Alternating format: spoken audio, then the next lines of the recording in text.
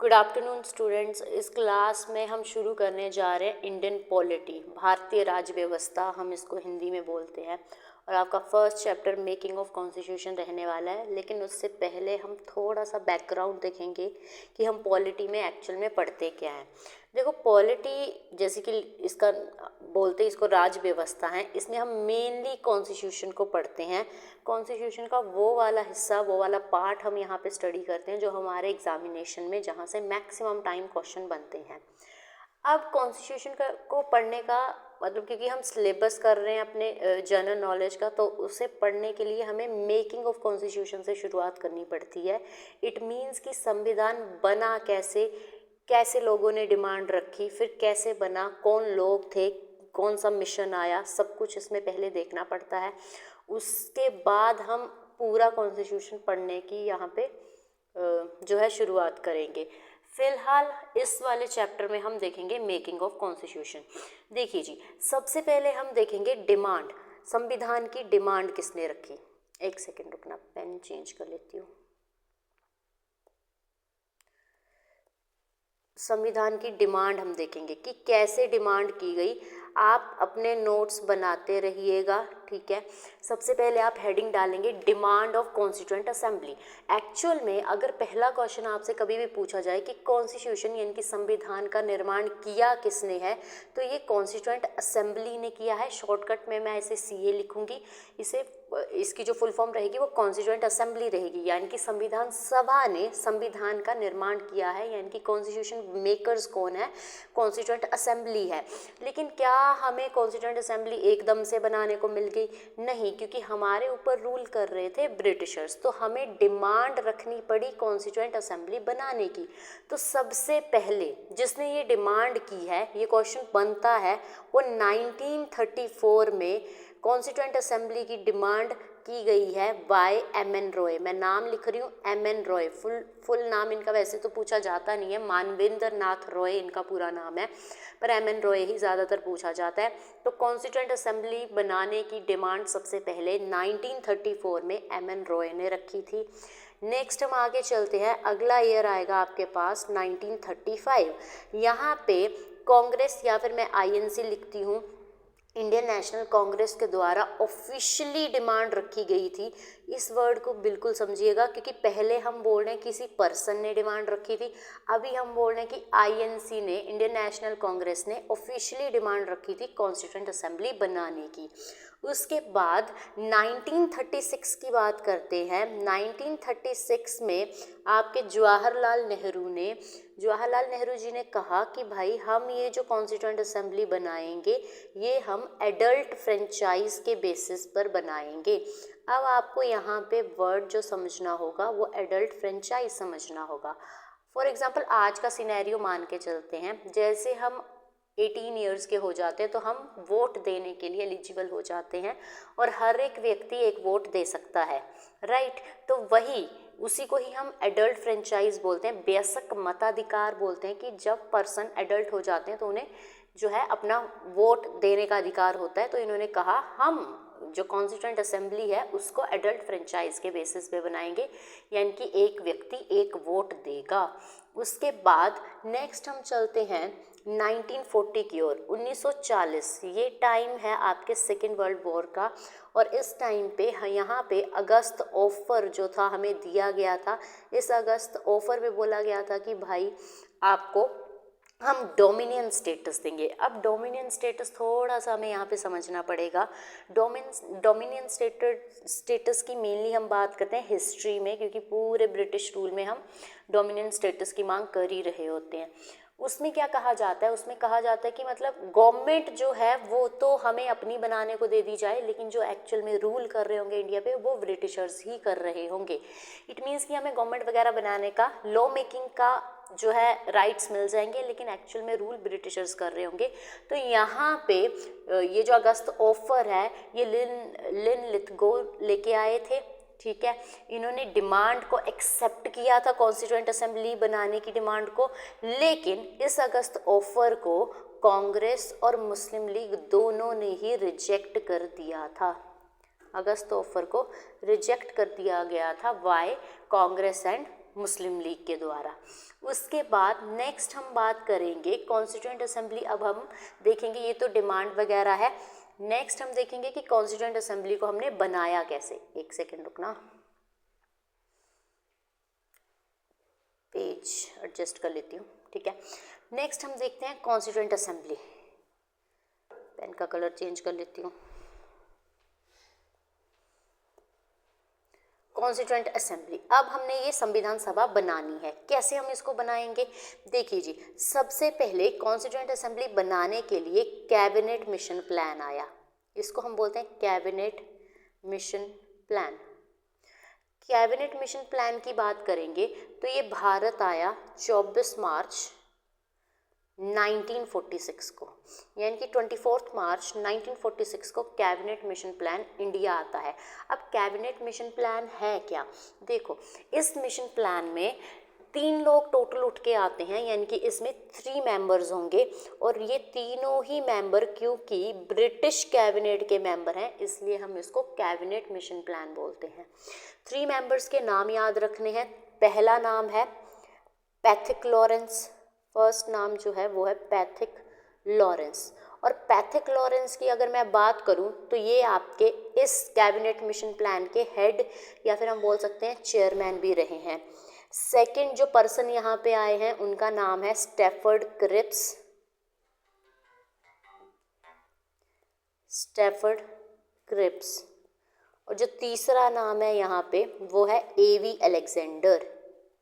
तो ये 3 लोग कैबिनेट मिशन प्लान लेके भारत आते हैं।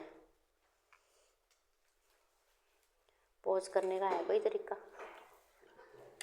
2 मिनट देना मुझे। हेलो, हाँ, नहीं, कहे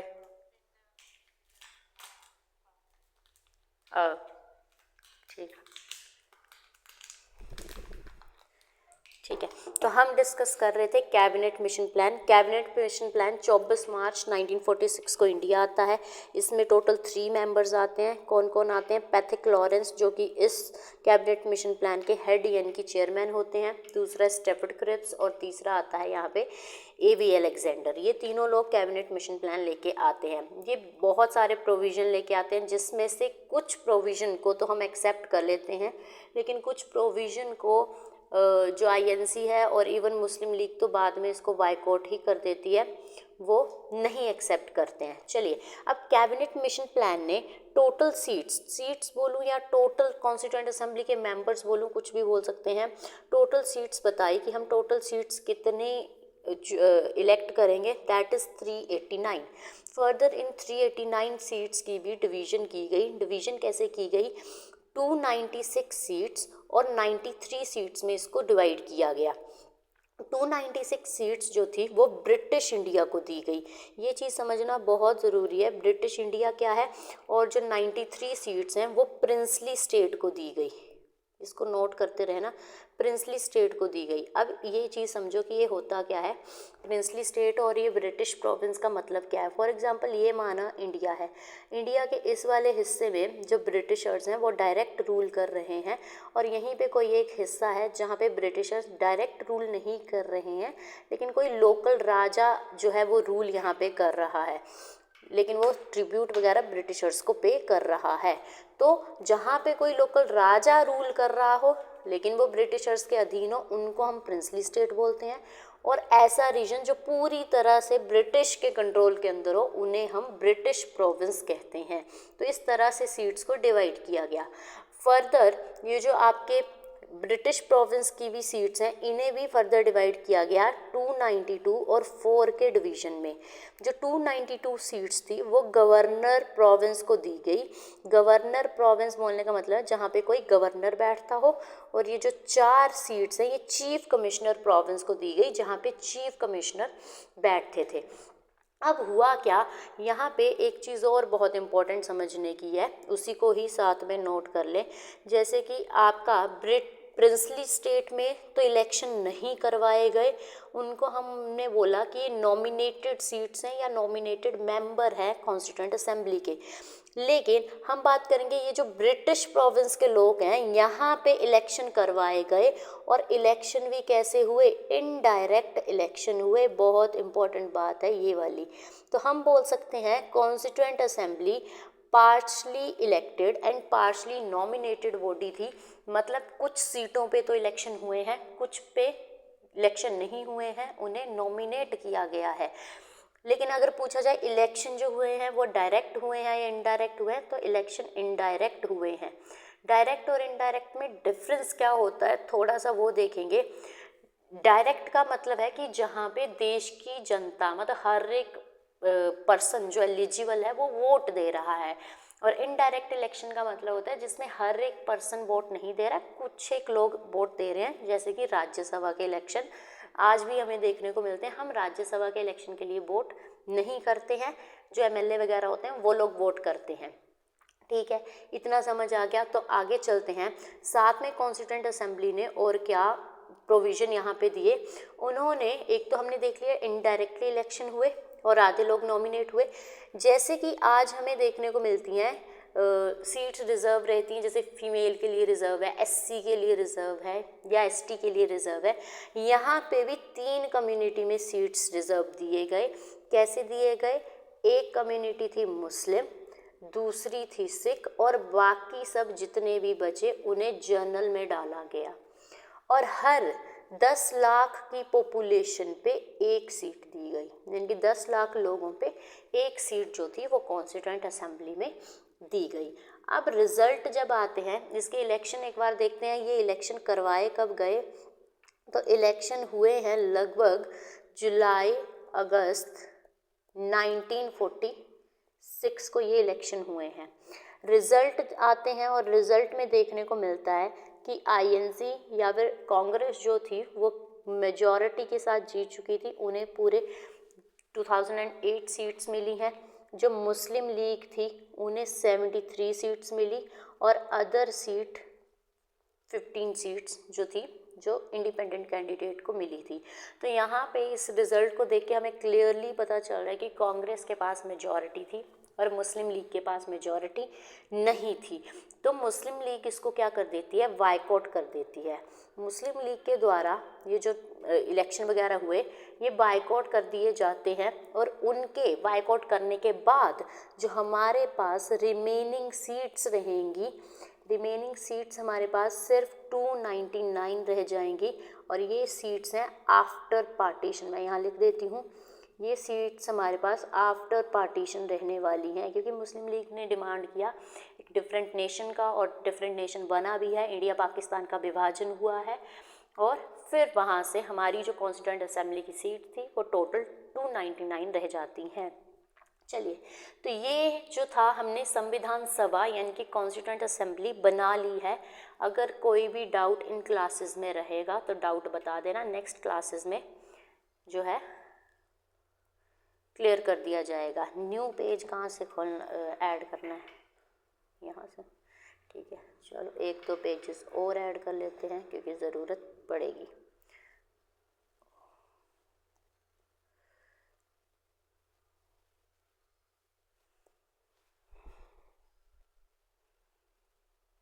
एक सेकेंड, चलो अब कॉन्स्टिट्यूएंट असेंबली हमारे पास बन चुकी है। अब हम देखेंगे कि कॉन्स्टिट्यूएंट असेंबली कैसे काम करना शुरू करेगी, कैसे ये संविधान बनाएंगे। तो सबसे पहले इनकी हम फर्स्ट मीटिंग देखेंगे। First meeting in the sense जब ये पहली बार आके मिलेंगे। तो फर्स्ट मीटिंग इनकी हुई है, फर्स्ट मीटिंग लिख देती हूँ पहले।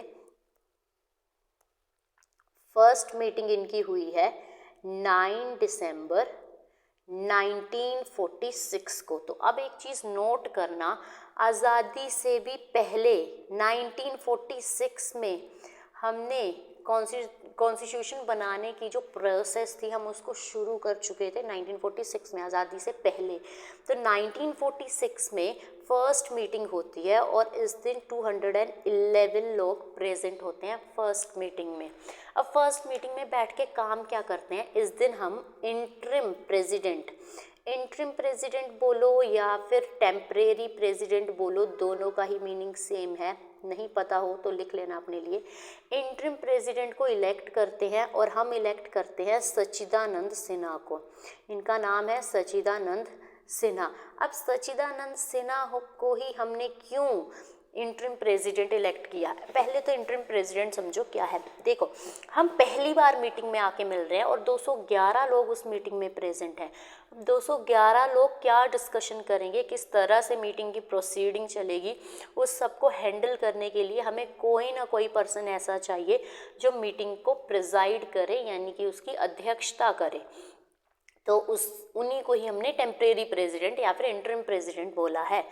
सच्चिदानंद सिन्हा जी को इसलिए चूज़ किया गया क्योंकि ये उस समय उस सभा के सबसे सीनियर मोस्ट मेंबर थे और सीनियर मोस्ट मेंबर को ही हमने क्या बनाया, इंटरिम प्रेसिडेंट बनाया, अस्थाई जो अध्यक्ष था वो बनाया।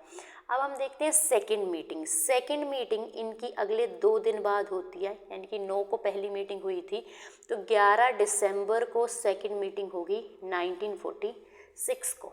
11 दिसंबर को सेकंड मीटिंग होती है और 11 दिसंबर को क्या होता है, हम परमानेंट प्रेसिडेंट की नियुक्ति करते हैं, यानी कि परमानेंट प्रेसिडेंट जो है वो इलेक्ट कर लिए जाते हैं। हर मीटिंग में बैठ के अब प्रेसिडेंट तो इलेक्ट करने बैठेंगे नहीं, कोई ना कोई हमें परमानेंट प्रेसिडेंट चाहिए जो सारी प्रोसीडिंग को संभाल सके। तो इसीलिए सेकेंड मीटिंग में 11 दिसंबर 1946 में हम परमानेंट प्रेसिडेंट को नियुक्त करते हैं और उनका नाम है डॉक्टर राजेंद्र प्रसाद। डॉक्टर राजेंद्र प्रसाद। अब अगर क्वेश्चन पूछे ना कि कॉन्स्टिट्यूएंट असेंबली के प्रेसिडेंट कौन है, तो आंसर हमेशा क्या आएगा, डॉक्टर राजेंद्र प्रसाद ही आंसर आएगा। लेकिन इफ इन केस अगर आपसे कभी भी पूछ लिया जाए कि इंटरिम प्रेसिडेंट कौन है, तब आप सच्चिदानंद सिन्हा का नाम लोगे। लेकिन इफ इन केस कभी भी प्रेसिडेंट पूछा जाता है तो डॉक्टर राजेंद्र प्रसाद ही नाम आएगा, जब तक इंटरिम वर्ड उनके आगे नहीं लगाया जाता। परमानेंट प्रेसिडेंट के साथ हमने 2 वाइस प्रेसिडेंट भी चुने। मैक्सिमम बुक्स में एक का नाम लिखा होता है, बट ये 2 नाम है। एक तो नाम जो आपको ज़्यादातर देखने को मिलेगा वो मिलेगा HC मुखर्जी, ठीक है, लेकिन आपको दोनों नाम याद रखने हैं। दूसरा नाम है BT कृष्णमाचारी। तो इन दोनों को ही वाइस प्रेसिडेंट बनाया गया कॉन्स्टिट्यूएंट असेंबली का। उसके बाद हम एक थर्ड मीटिंग भी देखेंगे। थर्ड मीटिंग जो हुई कॉन्स्टिट्यूएंट असेंबली की वो अगले 2 दिन बाद हुई, यानी कि 11 के बाद हम चलेंगे 13 दिसंबर 1946 को अगली मीटिंग होती है। 13 दिसंबर 1946 यानी कि थर्ड मीटिंग में हम क्या करते हैं, इस दिन फ्रेम में आते हैं जवाहरलाल नेहरू जी। जवाहरलाल नेहरू जी रिप्रेजेंट करते हैं यहाँ पे ऑब्जेक्टिव रेजोल्यूशन। अब ये ऑब्जेक्टिव रेजोल्यूशन कुछ नहीं है, ये हमारे संविधान में ही इंसर्टेड एक चीज़ है जिसका नाम कुछ और है, मैं अभी बताती हूँ। लेकिन हाँ, ऑब्जेक्टिव रेजोल्यूशन 13 दिसंबर 1946 को जवाहरलाल नेहरू जी लेके आते हैं। इस ऑब्जेक्टिव रेजोल्यूशन को कॉन्स्टिट्यूएंट असेंबली ने एडॉप्ट किया है। उसी दिन एडॉप्ट नहीं किया था, लगभग 1-1.5 महीने बाद एडॉप्ट किया है, यानी कि इसको एडॉप्ट किया है 22 जनवरी 1947 को। 13 दिसंबर 1946 को आपकी मीटिंग हो रही है और 22 जनवरी 1947 को आपका जो कॉन्स्टिट्यूएंट असेंबली है वो इस ऑब्जेक्टिव रेजोल्यूशन को एडॉप्ट कर रही है, यानी कि स्वीकार रही है। अब समझें ये ऑब्जेक्टिव रेजोल्यूशन है क्या। अगर आपने अपनी एनसीईआरटी की बुक्स ढंग से देखी हैं तो हर एनसीईआरटी की बुक के आगे ऐसे एक बॉक्स जैसे में प्रीएम्बल लिखा रहता है यहाँ पे, और वहाँ पे लिखा होता है we the people of India, वो सारी चीज़ें वहाँ पे लिखी रहती हैं। वही प्रीएम्बल कॉन्स्टिट्यूशन में भी सबसे आगे ऐसे करके दिया हुआ है, वो कॉन्स्टिट्यूशन का इंट्रोडक्टरी पार्ट है। जैसे कोई भी बुक हम पढ़ते हैं तो उसका इंट्रोडक्शन आगे दे के रखा होता है, वैसे ही वो संविधान का इंट्रोडक्टरी पार्ट है। तो उसको आज की डेट में अगर पूछा जाए ऑब्जेक्टिव रेजोल्यूशन को हम आज की डेट में क्या बोलते हैं, तो ऑब्जेक्टिव रेजोल्यूशन को बोला जाता है preamble, presently known as preamble. Hindi में हम इसे उद्देशिका या फिर प्रस्तावना बोलते हैं, उद्देश्य प्रस्ताव बोलते हैं, जो मर्जी बोल लो सेम ही चीज़ है। तो ऑब्जेक्टिव रेजोल्यूशन के फादर कौन है, जवाहरलाल नेहरू जी हैं। ठीक है, दोनों ही डेट इसमें बहुत इंपॉर्टेंट है, दोनों ही डेट याद रखनी है। तो ये फर्स्ट 3 मीटिंग्स थी जिनमें बहुत ही इंपॉर्टेंट काम किए गए हैं। इसके बाद हम देखेंगे इसके बाद हम देख लेते हैं कमेटीज़ देख लेते हैं ना। उसके बाद हम देखते हैं कि कैसे संविधान को इन्होंने बनाया था। ठीक है, अब हम देखते हैं कमेटीज़ बोलने का मतलब है जब कॉन्स्टिट्यूशन बना तो डिफरेंट टाइप की कमेटीज़ बनाई गई, यानी कि हम बोल सकते हैं काम को डिवाइड किया गया, अलग अलग कमेटी बनाई गई, अलग अलग लोगों को काम सौंपा गया। अब इसमें कुछ मेजर कमेटीज़ आएंगी, कुछ माइनर कमेटीज़ आएंगी। सारी याद करने की ज़रूरत नहीं है क्योंकि बहुत कम पूछी जाती हैं। माइनर कमेटीज़ मैं आपको PDF भेज दूंगी, उसमें होंगी। और मेजर कमेटी कुछ मैं बता देती हूँ। तो पहली कमेटी हम देखेंगे यूनियन पावर कमेटी। यूनियन, इसमें ना जो क्वेश्चन बनता है वो यही बनता है कि कमेटी को हेड किसने किया है, चेयर किसने किया है, तो वही याद रखना होता है। यूनियन पावर कमेटी को हेड किया है जवाहरलाल नेहरू जी ने। ठीक है, उसके बाद है rules of procedure committee. Rules of procedure committee, rules of procedure committee की जो हेड रहे हैं वो रहे हैं डॉक्टर राजेंद्र प्रसाद, वही जो कॉन्स्टिट्यूएंट असेंबली के प्रेसिडेंट भी हैं, डॉक्टर राजेंद्र प्रसाद। उसके बाद अगर वर्ड देखो ना, ये यूनियन वर्ड या स्टेट वर्ड आ जाए तो जवाहरलाल नेहरू आंसर आप लगा सकते हैं। सेकंड हमने पढ़ा rule of procedure committee, Rajendra Prasad. Third हम देखेंगे प्रोविंशियल। कभी प्रोविंशियल वर्ड आ जाए तो सरदार पटेल जी का ही नाम आएगा, प्रोविंशियल कॉन्स्टिट्यूशन कमेटी, यहाँ पे नाम आएगा सरदार पटेल जी का। उसके बाद नेक्स्ट हम एक और कमेटी देखेंगे, that is your steering committee. Steering committee की बात करें तो स्टीयरिंग कमेटी के हेड भी कौन है, राजेंद्र प्रसाद है। ठीक है, drafting committee, one of the most important committee आपकी ये रहने वाली है, इसको मैं दोबारा डिटेल में करवाऊंगी। ड्राफ्टिंग कमेटी के हेड जो है वो रहेंगे BR अम्बेडकर जी, BR अम्बेडकर, इसीलिए इन्हें फादर ऑफ इंडियन कॉन्स्टिट्यूशन भी बोला जाता है। ठीक है, उसके बाद नेक्स्ट चलते हैं, मैं मेजर 3 बची हैं, तीनों ही करवा देती हूँ। स्टेट कमेटी का भी पूछा जाए, स्टेट कमेटी, तो मैंने वर्ड बोला या तो यूनियन वर्ड या फिर स्टेट वर्ड आ जाएगा, तो आंसर क्या आने वाला है, जवाहरलाल नेहरू ही आंसर आने वाला है। उसके बाद हम बात करेंगे यूनियन कॉन्स्टिट्यूशनल कमेटी। देखो फिर से वर्ड क्या आया, यूनियन आया, यूनियन कॉन्स्टिट्यूशनल कमेटी आया, तो फिर से आंसर जवाहरलाल नेहरू रहने वाला है।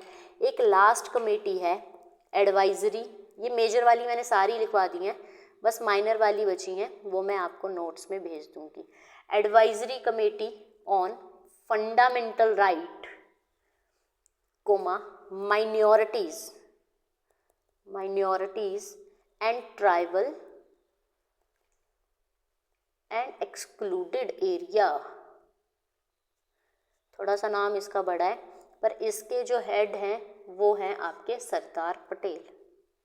ठीक है, तो यहाँ पे हमने 2-3 लोगों के ही नाम याद किए हैं, एक बार देख ले कौन कौन से नाम याद किए। यूनियन पावर कमेटी के Pandit Jawaharlal Nehru, rules of procedure committee के doctor Rajendra Prasad, provincial word कभी आ जाए सरदार पटेल जी का नाम याद रखना, स्टीयरिंग के राजेंद्र प्रसाद, ड्राफ्टिंग कमेटी तो बहुत इंपॉर्टेंट है, ये तो याद ही रखनी है, BR अम्बेडकर। स्टेट कभी वर्ड आ जाए, स्टेट और यूनियन वर्ड आ जाए तो जवाहरलाल नेहरू, फिर से यूनियन वर्ड आया, union constitution committee Jawaharlal Nehru. Advisory committee on fundamental right minorities and tribal and excluded area, Sardar Patel ji का नाम आएगा। तो ये है आपकी मेजर क्या है कमेटीज़। कितनी होगी हमारे पास, 1 2 3 4 5 6 7 और 8 आपकी मेजर कमेटीज़ हैं। बाकी आपकी 16-17 के अराउंड माइनर कमेटीज़ रहती हैं, बहुत ज़्यादा ध्यान देने की ज़रूरत नहीं है, बट स्टिल एक बार देखना, गो थ्रू करना ज़रूरी है।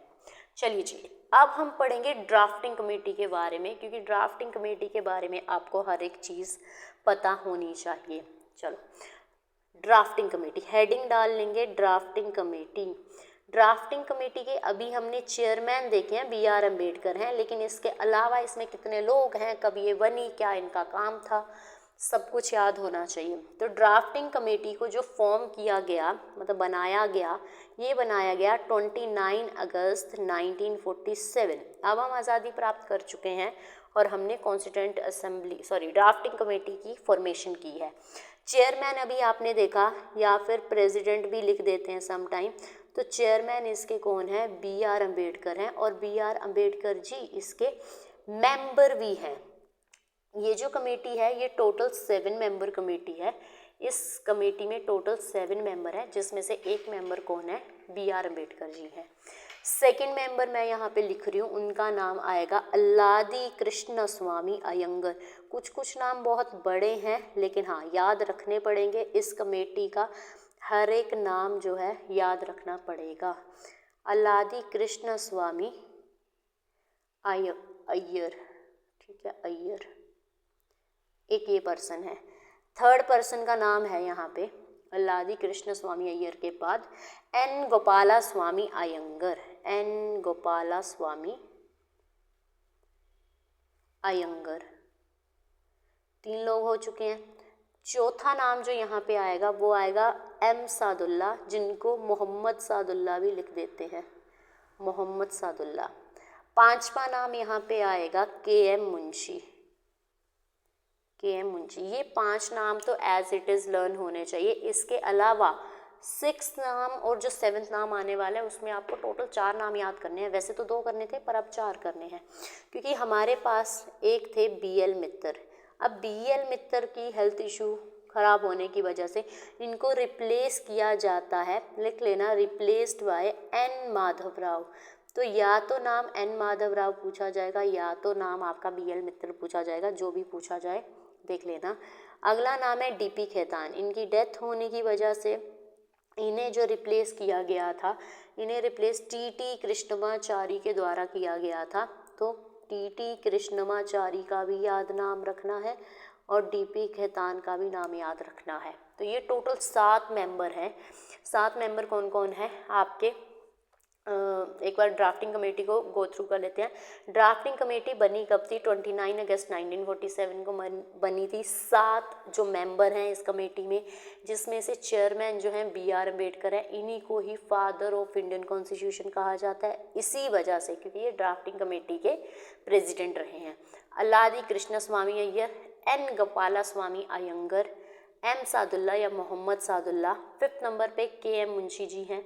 6th नंबर पे थे तो B.L. मित्तर, पर इन्हें बाद में रिप्लेस किया गया N. माधव राव के द्वारा। 7 नंबर पे D.P. खेतान है और T.T. कृष्णमाचारी जी ने इन्हें रिप्लेस किया था। नंबर जैसा कुछ नहीं है, टोटल 7 हमने काउंट करने, बाकी ऐसा नहीं कि नंबर 1 नंबर 2 ऐसा कुछ नहीं है। चलिए नेक्स्ट अब हम देखते हैं कुछ और इम्पोर्टेंट डेट्स। यहाँ पे ना एक नोट डाल के एक पर्सन का और का नाम लिख लेना, उसको भी साथ में कर ही लेते हैं, ठीक है। मैं कलर चेंज कर लेती हूँ ताकि देखो, एक आपको पूछा जाता है लीगल एडवाइज़र, ठीक है, लीगल एडवाइज़र। इसी पर्सन को लीगल एडवाइज़र ना लिख के वो लोग लिख सकते हैं कॉन्स्टिट्यूशनल एडवाइज़र। तो कुछ भी लिखा हो ना, दोनों सेम ही बात है, दोनों के ही केस में एक ही नाम आने वाला है। नाम क्या है? B.N. राव। इन्हें हम बोलते हैं संवैधानिक सलाहकार। B.N. राव इनका नाम है, संवैधानिक सलाहकार। तो कॉन्स्टिट्यूशनल एडवाइज़र कौन है? B.N. राव है। साथ में एक और चीज़ हम यहाँ पे कर लेते हैं। जब तो देखो ना आपकी उस टाइम पे हमारी गवर्नमेंट जो थी वो फॉर्म हुई नहीं थी। इट मीन्स कि कोई भी नई गवर्नमेंट तो हमारे पास थी नहीं। तो गवर्नमेंट नहीं थी तो गवर्नमेंट का काम कौन कर रहा था? गवर्नमेंट नहीं थी तो गवर्नमेंट का काम भी कॉन्स्टिट्यूएंट असेंबली ही कर रही थी। इट मीन्स जब कॉन्स्टिट्यूशन बनाने का काम ये कर रहे हैं तो प्रेसिडेंट राजेंद्र प्रसाद हैं, वो हम देख चुके थे। लेकिन जब ये लॉ मेकिंग का काम कर रहे हैं तो प्रेसिडेंट कोई और है, मतलब G.B. मावलंकर जी हैं। तो वो याद रखना है आपका कि जब कॉन्स्टिट्यूएंट असेंबली लॉ मेकर का काम कर रही है और जब कॉन्स्टिट्यूएंट असेंबली आपका कॉन्स्टिट्यूशन मेकर का काम कर रही है, तो दोनों ही केस में प्रेसिडेंट जो हैं वो डिफरेंट हैं और वो डिफरेंट नाम आपको याद होने चाहिए। लॉ मेकिंग के केस में, खैर ये बाद में बताती हूँ, ये आपको ऑलरेडी पता है कौन है? डॉक्टर राजेंद्र प्रसाद। जब ये क्या बना रहे हैं? कॉन्स्टिट्यूशन बना रहे हैं। इनके साथ ही वाइस प्रेसिडेंट और इंटरिम प्रेसिडेंट का नाम भी रिवाइज कर लेना। वहीं जब ये लॉ मेकिंग का काम कर रहे हैं तो प्रेसिडेंट कौन है? प्रेसिडेंट हैं आपके जीवी मावलांकर, गणेश वासुदेव मावलांकर। बहुत इंपॉर्टेंट क्वेश्चन है, इसको ध्यान रखना जब ये लॉ मेकर का काम कर रहे हैं। ठीक है, चलो अब आ जाते हैं कॉन्स्टिट्यूशन बनने में कितना टाइम लगा, कैसे बना, वो सब हम देखते हैं। चलिए, तो कॉन्स्टिट्यूशन की फॉर्मेशन हम कर रहे हैं यहाँ पे, तो इसको कंप्लीट होने में यानी कि पूरे संविधान को बनाने में लगे हैं 2 साल 11 दिन, 2 years 11 days and 18 सॉरी थोड़ा सा गलत लिख दिया, 11 मंथ आएगा ना, 2 years 11 month and 18 days, sometimes 17 भी लिखते हैं पर 18 के साथ ज़्यादा जाते हैं तो हम भी 18 के साथ जाएंगे। 2 years 11 month and 18 days ये संविधान को बनाने में लगे थे, बहुत ही ज़्यादा समय लगा था। खर्चा अगर मैं बात करूं तो 64 लाख रुपीज़ एक इस संविधान को बनाने में खर्चा आया है, यानी कि बहुत ज़्यादा जो था खर्चा भी इसको आया था। नेक्स्ट हम बात करते हैं यहाँ पे ना, हम बाकी की चीज़ें बाद में देखते हैं, पहले हम 2 डेट देखेंगे और दोनों डेट बहुत इम्पोर्टेंट हैं। देखो, पहली डेट आएगी 26 नवंबर 1949 और दूसरी डेट आएगी 26 जनवरी 1950। दोनों डेट हैं और दोनों में ही डिफरेंस है, देखने में सेम लगेगी पर हाँ कुछ एक गैप तो है। 26 नवंबर 1949 की बात करूं तो इस दिन संविधान बनके रेडी हो चुका था और इस दिन संविधान को, कॉन्स्टिट्यूशन को कॉन्स्टिट्यूएंट असेंबली ने एडॉप्ट कर लिया था। ठीक है, मैंने क्या बोला कि कॉन्स्टिट्यूशन को एडॉप्ट कर लिया गया था, adopted by constituent assembly. Adopt कर लेना, स्वीकार लेना, और उन्होंने लागू नहीं किया। लागू करना इन द सेंस कि देश की जनता को सौंप देना, वो इस दिन लागू नहीं किया था, वो 26 जनवरी को लागू किया, या फिर हम बोल सकते हैं एनफोर्स्ड। कॉन्स्टिट्यूशन जो था वो एनफोर्स किया गया 26 जनवरी 1950 को और एडॉप्ट किया गया। दोनों ही वर्ड्स में डिफरेंस ध्यान रखना। एडॉप्ट पूछा जाए तो 26 नवंबर की डेट आनी है और एनफोर्स पूछा जाए तो 26 जनवरी की डेट आनी है। ठीक है, अब ऐसा क्यों किया गया, ऐसा डिसाइड क्यों किया गया, तो क्योंकि हिस्ट्री में ये जो 26 जनवरी की डेट है ये बहुत इंपॉर्टेंट है, इसलिए हमने ऐसा डिसाइड किया है। अच्छा, उससे पहले ना मैं एक चीज़ और यहाँ पे लिखवा देती हूँ कि 26 नवंबर को हम as a constitution day celebrate करते हैं। हर साल इसको कॉन्स्टिट्यूशन डे की तरह सेलिब्रेट किया जाता है। चलो, अब 26 जनवरी पे आओ।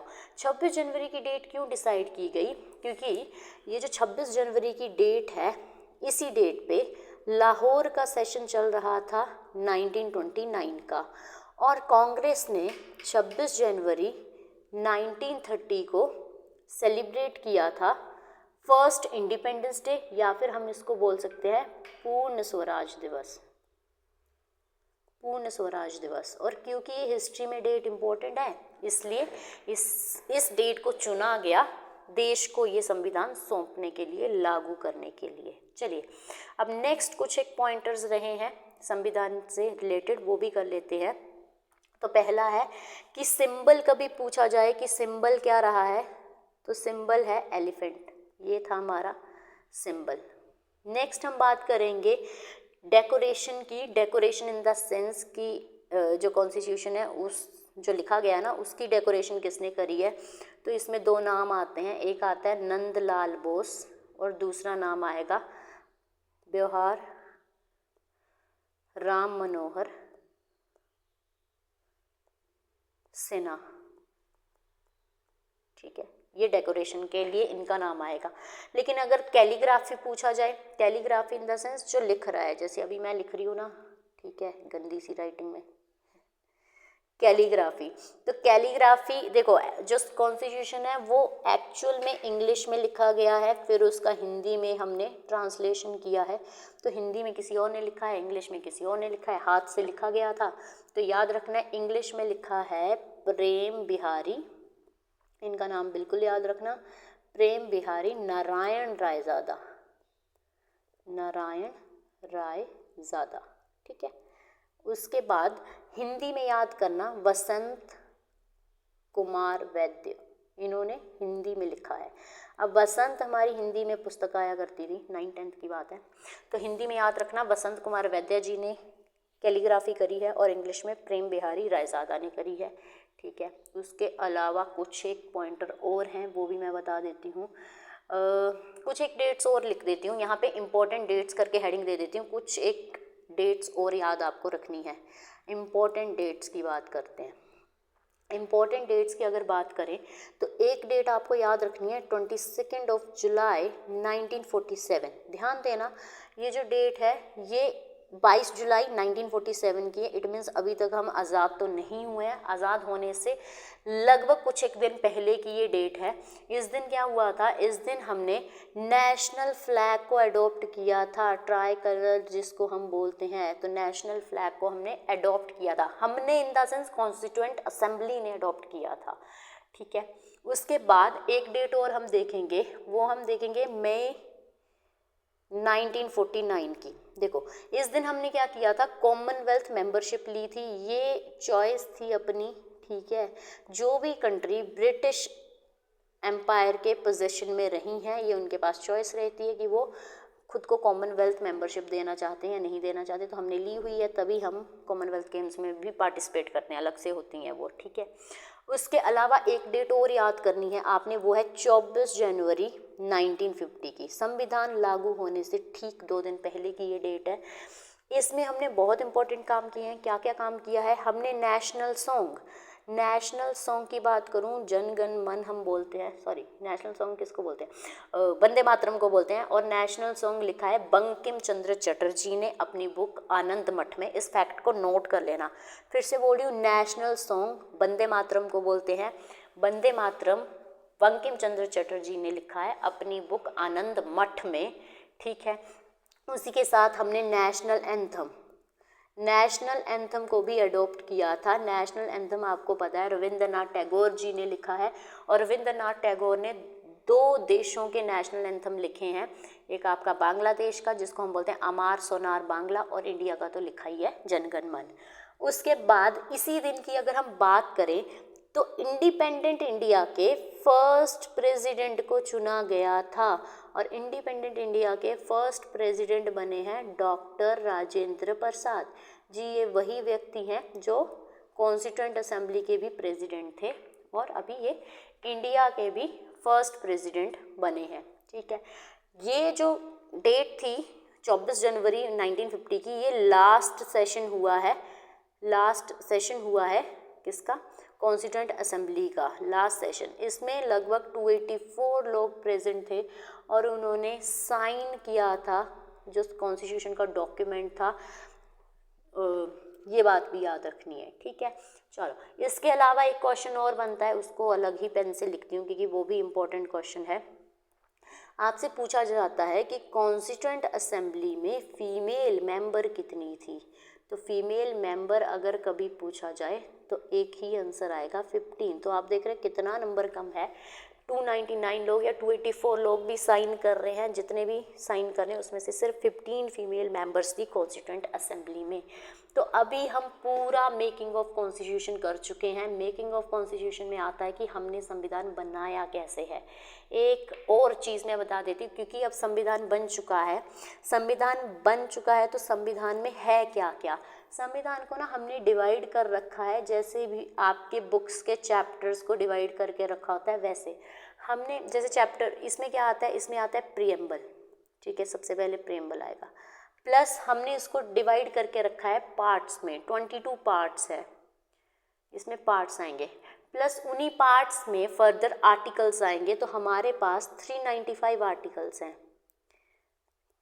ठीक है, ये मैं तब बता रही हूँ जब कॉन्स्टिट्यूशन बना था, अभी प्रेजेंट वाला बाद में बताऊंगी।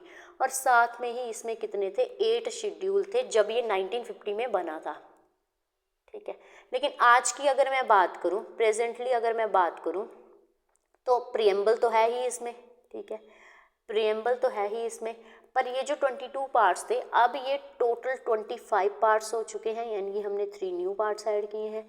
और ये जो आर्टिकल हैं इसको मैं फ़िलहाल के लिए स्किप कर रही हूँ, इसको समझाती हूँ इसमें क्या दिक्कत है। और ये जो शेड्यूल थे जो कि पहले 8 थे अब कितने हो चुके हैं, 12 शेड्यूल हमारे इंडियन कॉन्स्टिट्यूशन में हो चुके हैं। आर्टिकल्स की बात करें इसको मैं यहाँ पे 395 ही लिखना चाहूँगी, क्योंकि आर्टिकल्स जो है ना, अगर आप कॉन्स्टिट्यूशन को खोलोगे तो कभी भी आपको 396, 397, 400 ऐसे करके कोई भी आर्टिकल देखने को नहीं मिलेगा। पर कहीं कहीं इसको लिख देते हैं कि 470 आर्टिकल हो चुके हैं, 477 हो चुके हैं, 490 हो चुके हैं, कितने भी हो चुके हैं, लेकिन एज अ नंबर आपको 396, 397, 398 इस तरह का कोई भी आर्टिकल नहीं मिलेगा।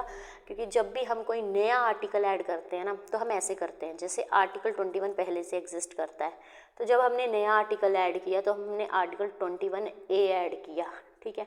आर्टिकल 51 पहले से एग्जिस्ट करता है, हमने नया ऐड किया 51A करके ऐड किया। 243 पहले से एग्जिस्ट करता है, हम 243A B C D ऐसे करके बहुत सारे ऐड किए हैं। तो जो भी आर्टिकल हम नया ऐड करते हैं वो बीच में ही ऐड करते हैं, इसलिए हम इसको 395 ही लिखेंगे। और शेड्यूल तो है भाई 12, और ये जो पार्ट्स हैं ये भी हैं। तो अब जो नेक्स्ट स्टेप हमारा रहने वाला है वो थोड़ा सा कॉन्स्टिट्यूशन अभी शुरू नहीं करेंगे, उससे पहले हम देखेंगे कि क्या क्या हमने यहाँ वहाँ से चीज़ें भी उठाई हुई हैं, पहले वो देखेंगे। तो आई होप ये लेक्चर आपको पसंद आया होगा, इसमें कोई डाउट होगा तो पूछ लेना, ठीक है। अगर ये वाली PDF चाहिए होगी ये भी मिल जाएगी, और बाकी जो मैं साथ में लिखवा रही हूँ वो तो लिखते ही चलना, ठीक है। अपने नोट्स बनाते रहना। Thank you so much.